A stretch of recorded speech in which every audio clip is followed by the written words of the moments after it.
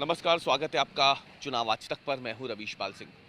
मध्य प्रदेश में आकर समाजवादी पार्टी के प्रमुख अखिलेश यादव ने कांग्रेस पर जमकर हमला बोला है और कांग्रेस को चालू पार्टी करार दिया है।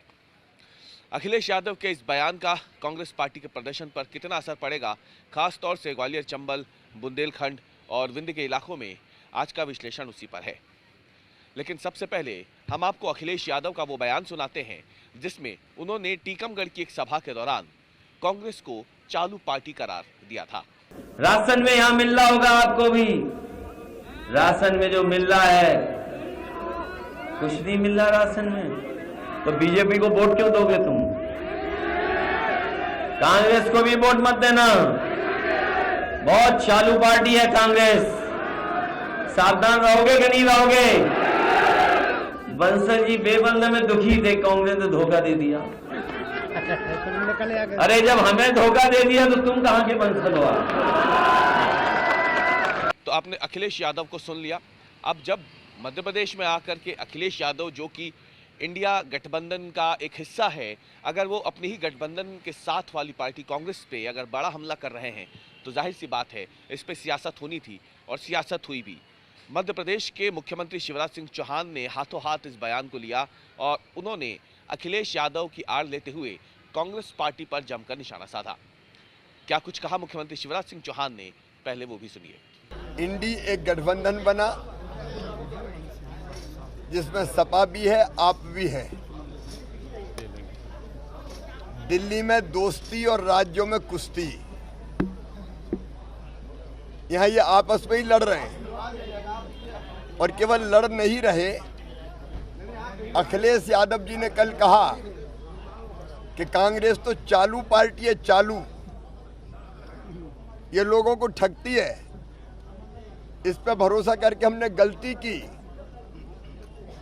ये सपा के मुखिया अखिलेश यादव कह रहे हैं। इंडी गठबंधन वाले लोग ही कांग्रेस को कोस रहे हैं। वो कह रहे हैं कांग्रेस भरोसा करने लायक पार्टी नहीं है। तो आपने शिवराज सिंह चौहान को सुना। अब हम आपको बताते हैं कि दरअसल अखिलेश यादव का ये बयान और जिस तरीके से इस पे सियासत हो रही है, ये कांग्रेस के लिए कितनी ज़्यादा मुश्किलें खड़ी करेगा मध्य प्रदेश के विधानसभा चुनावों में। आपको बता दें कि कांग्रेस पार्टी और सपा इंडिया अलायंस का ही एक हिस्सा है। जेडीयू भी इसी गठबंधन का हिस्सा है, लेकिन सपा और जेडीयू ने अपने अपने उम्मीदवार मध्य प्रदेश में उतार दिए। जेडीयू ने खुलकर तो उस पर बहुत कुछ नहीं बोला, लेकिन सपा प्रमुख अखिलेश यादव पहले ही दिन से कांग्रेस पर हमलावर हैं। उन्होंने साफ कहा है कि कांग्रेस पार्टी जिस तरीके से उनके साथ धोखा कर रही है, जब वो इतनी चालू है कि सपा को एक तरीके से धोखा दे सकती है तो वो बाकियों को भी धोखा दे सकती है।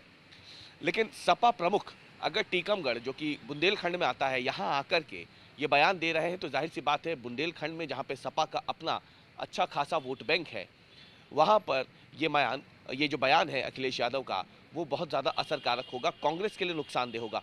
क्योंकि 2018 के विधानसभा चुनाव में पूरे मध्य प्रदेश में समाजवादी पार्टी ने सिर्फ एक ही विधायक बनाया था। सपा के टिकट पर सिर्फ एक उम्मीदवार जीत के आया था और वो बुंदेलखंड इलाके से ही था। बिजावर विधानसभा सीट, जो कि छतरपुर जिले में आती है, बुंदेलखंड का हिस्सा है, यहाँ पर सपा ने अपना उम्मीदवार तो जिता ही था, लेकिन इसके अलावा बुंदेलखंड की कई सीटों पे, ग्वालियर चंबल की सीटों पे, विंध्य की कुछ सीटों पे सपा जो है वो दूसरे नंबर पे भी रही थी। क्योंकि यूपी से लगता हुआ ये पूरा इलाका है, ऐसे में सपा का यहाँ पे अपना प्रभुत्व भी है। सपा जानती है कि मध्य प्रदेश की सत्ता में यदि तीसरी शक्ति बननी है तो बुंदेलखंड, ग्वालियर, चंबल और विंध्य को नज़रअंदाज नहीं किया जा सकता।